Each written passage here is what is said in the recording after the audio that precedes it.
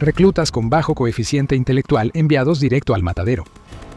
La fuerza física, la inteligencia y el valor podrían ser algunos de los valores que generalmente se exigen en el soldado ideal. Pero en tiempos de guerra, un país desesperado puede descubrir que relajar estas condiciones es necesario para aumentar sus filas con más tropas. En pocas palabras, los soñadores que normalmente se sentaban al fondo del salón se convirtieron entonces en opciones viables para el servicio militar, seguido de unos años de brutales operaciones de combate en el extranjero. A las autoridades les resultaría más conveniente hacer la vista gorda cuando alguien reprobaba un examen de inglés si podían enviarlo a pelear en la línea del frente en Vietnam.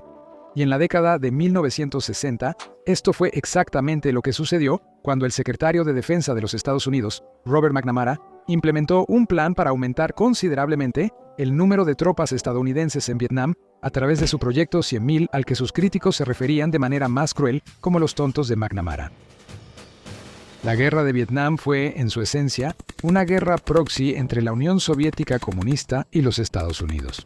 La segunda en una serie de conflictos que llegarían a conocerse como las guerras de Indochina, la guerra de Vietnam, duró de 1955 a 1975 y fue resultado de los esfuerzos de Vietnam del Norte por dominar a Vietnam del Sur. Respaldado tanto por la Unión Soviética como por China, el presidente de Vietnam del Norte, Ho Chi Minh, buscaba unificar todo el país bajo un régimen comunista. Sin embargo, el presidente Ngo Dinh Diem, líder de Vietnam del Sur, quería modelar su país según los ideales occidentales y rechazó firmemente la agenda del norte, dando la bienvenida abiertamente a la ayuda militar de Estados Unidos. Durante la guerra, Robert McNamara trabajó como secretario de Defensa de Estados Unidos, sirviendo bajo los presidentes John F. Kennedy y Lyndon B. Johnson desde 1961 hasta 1968.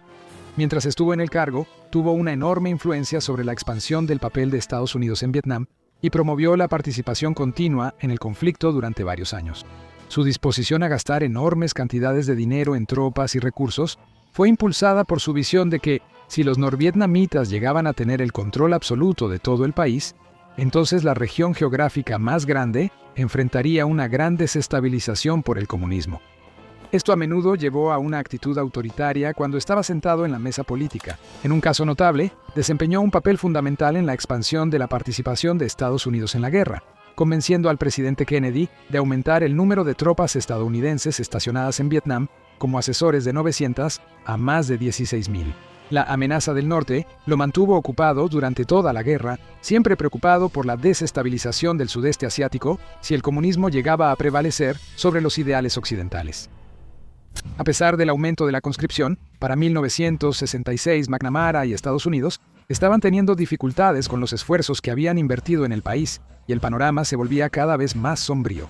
Después de sufrir una enorme cantidad de bajas, Estados Unidos se dio cuenta de que los norvietnamitas realmente eran una fuerza a tener en cuenta. En 1965, Roberto McNamara visitó el país personalmente y se informó que quedó horrorizado por lo que encontró. Le dijo al presidente Johnson que para principios de 1966 tendrían que enviar al menos 100.000 soldados adicionales para tener alguna esperanza de asegurar una victoria de Vietnam del Sur. Al darse cuenta de que Estados Unidos enfrentaba una posible crisis, Roberto McNamara ideó un plan que, según él, ayudaría a terminar la guerra en Vietnam y al mismo tiempo brindaría capacitación y oportunidades a los no educados y a los pobres.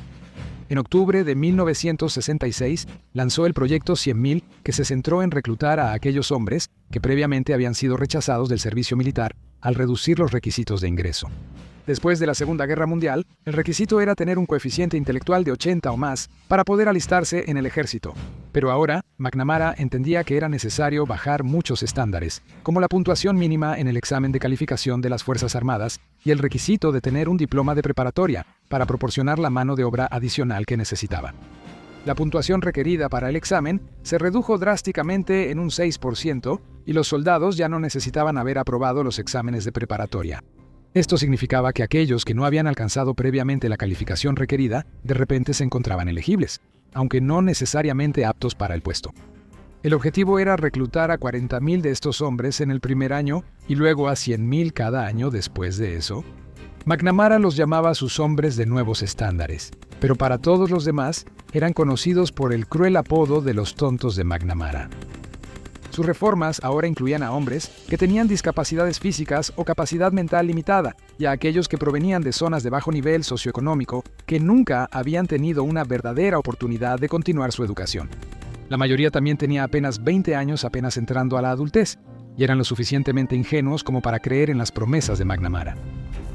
Cuando McNamara anunció por primera vez el proyecto 100.000, ni siquiera mencionó la posibilidad de entrar en combate.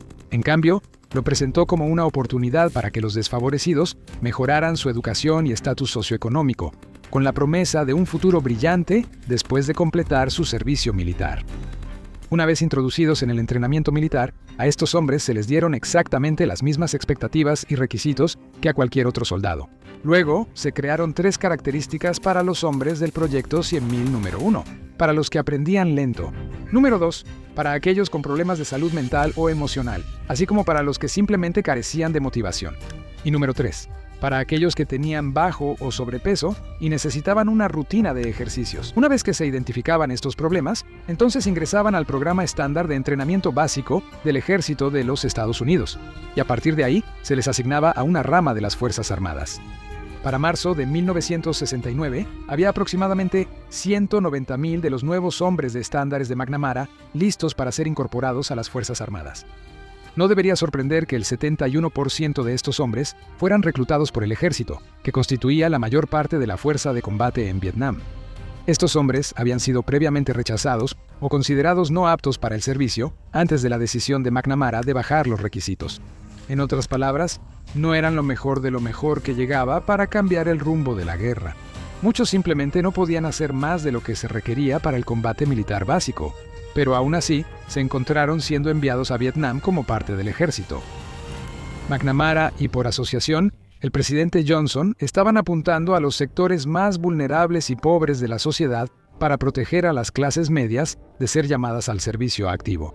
El gobierno calificó el programa como un éxito en ese momento, pero la verdad es mucho más inquietante. En general, los soldados del proyecto 100.000 tenían 3 veces más probabilidades de morir en combate, y aquellos que sobrevivieron sufrieron gravemente durante y después de la guerra. Durante toda su implementación, el programa fue considerado controvertido. Hoy en día, se reconoce como una medida desesperada en el mejor de los casos y como una explotación horrenda por parte del gobierno de Estados Unidos en el peor de los casos. McNamara prometió descaradamente a estas personas un futuro brillante. Los llenó de sueños de una vida mejor, empleos decentes y viviendas de las que pudieran sentirse orgullosos. Se suponía que su historial de servicio militar sería algo de lo que también pudieran sentirse igualmente orgullosos. La realidad era todo lo contrario. Además de sufrir un mayor número de bajas, los soldados del proyecto 100.000 de McNamara fueron tratados injustamente durante su estancia en Vietnam, y era más probable que recibieran una baja en condiciones distintas a las honorables una vez que terminaba su servicio. Cosas por las que a otros soldados regulares solo se les habría reprendido, como emborracharse, responder de mala manera o descuidar una orden, se convirtieron en motivos de castigos severos para los 100.000 de McNamara. Estos castigos permanecieron con los soldados y afectaron todo su historial de servicio. Al finalizar el proyecto en 1971, alrededor de 180,000 soldados fueron dados de baja del ejército como resultado de estas medidas. Desafortunadamente, el trato severo no terminó ahí. Después de que terminó la guerra de Vietnam, muchos veteranos fueron maltratados por un público estadounidense enojado y marginado, cuya percepción de la guerra se había vuelto desfavorable hacia el gobierno. Y aquellos que regresaban del frente descubrieron que solo podían obtener los beneficios que se les prometieron si habían recibido una baja honorable del ejército. Por lo tanto, muchos hombres del proyecto 100.000 no calificaron. Aún peor, muchos de ellos descubrieron que ahora estaban peor que antes de la guerra, con 20.270 veteranos sufriendo lesiones de combate y otros 500 quedando con amputaciones debido a sus heridas. Sin embargo, nada de esto siquiera empieza a tomar en cuenta el trauma psicológico que sufrieron como resultado de las atrocidades que presenciaron en Vietnam. Tras el final de la guerra de Vietnam, la popularidad de McNamara disminuyó. A pesar de sus mejores esfuerzos por resaltar los éxitos de su proyecto, el público siguió siendo crítico con sus acciones. Y aunque admitiría públicamente sus fracasos en las décadas siguientes, nunca ofreció una disculpa formal. Había un grupo al que dejaba fuera constantemente de sus explicaciones y excusas sobre su comportamiento en la guerra: los hombres de nuevos estándares del proyecto 100.000 dicen.